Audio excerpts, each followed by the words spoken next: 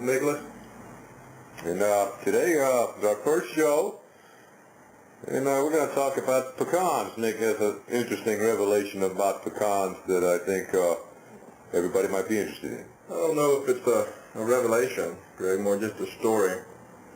An interesting journey through life. I guess I was about 12 years old when I asked my dad what ZEN was. And a little background on him, he's an electrical engineer. So he's an interesting fellow to begin with. Engineers are interesting people, you know. But his response, well, son, ZEN, there's a bowl of pecan on the kitchen table. He picks up a pecan and puts it in my hand. He says, ZEN is convincing this pecan to open its shell because that is in its best interest.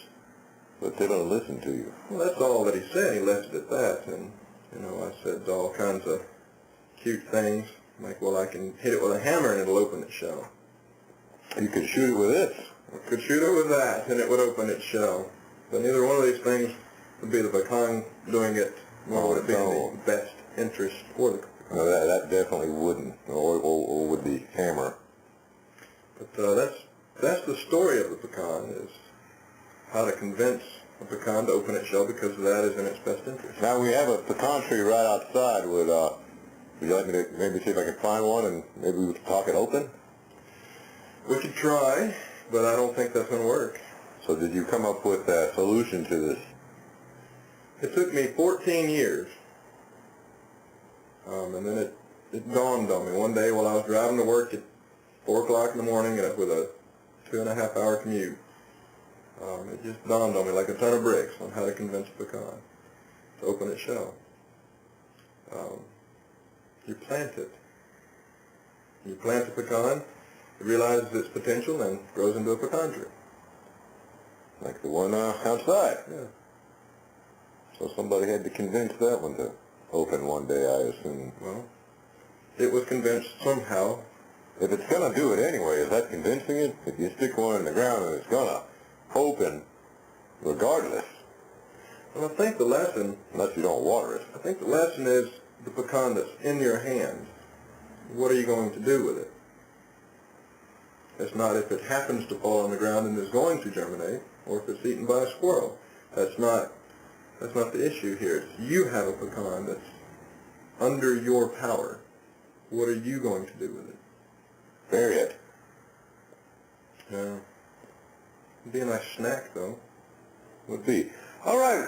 Well, we're going to be back with our second segment after this commercial break.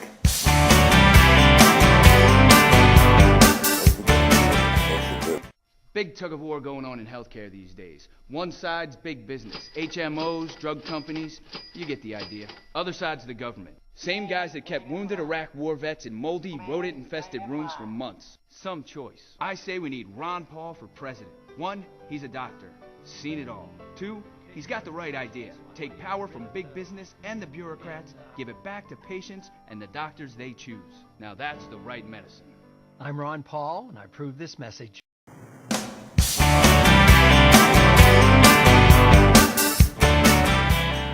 Welcome back to Hot Garbage. I'm Greg again, and this is Nicholas. And we just fairly touched on the pecan story. We're going to be doing different stories every week here on Hot Garbage. And today I guess we're going to elaborate further on the pecan situation and the philosophy. I guess so. You know, it took me 14 years to figure out to plant the pecan was the answer to that question. But it didn't stop there, Greg. It kind of waterfall cascaded into a whole series of other questions and statements that kind of made sense to me. It sounded kind of strange. One of my friends actually gave me a gift, a big nut off of a Caterpillar D8 dozer, one of the hydraulic cylinder nuts. And he polished one of the sides and stamped in it. Like a bolt. Yeah, like a bolt nut. And he polished one of the flat surfaces on this bolt, and or nut rather, and stamped in it, "This is not a pecan." Of course it's not. It's a nut. Right. And he did that because of some of the other statements that grew from the pecan, in a manner of speaking. A little pun there. Yeah, like the pecan tree is the realized potential of a pecan. An oak tree is not the realized potential of a pecan. So, to be the realized potential of your life, you must follow the path of your life, just like the pecan must realize its potential to become a tree. If you seek the path of your life, the further away from the path you become. And the realized potential of another person is not the path of your life.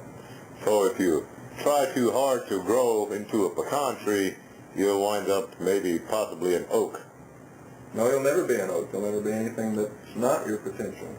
So you'll just be a dead pecan tree that just sprouted. Or maybe just eaten. Somebody hit you with a hammer instead. Or this. Or that. Yes. That makes sense. So, I mean, it's been a fun trip. I've gotten a lot of strange looks and met some strange people that were interested in the pecan. Well, not the pecan, really, the stuff behind it, I guess. But that's pretty much everything in a nutshell. Another funny. Yeah. All right, you got a book or anything you need to promote? No, I don't have a book or anything to promote. Nothing's out there. All right. There. Well, we'll be back next week with the next installment of Hot Garbage. Hot garbage. It definitely is that.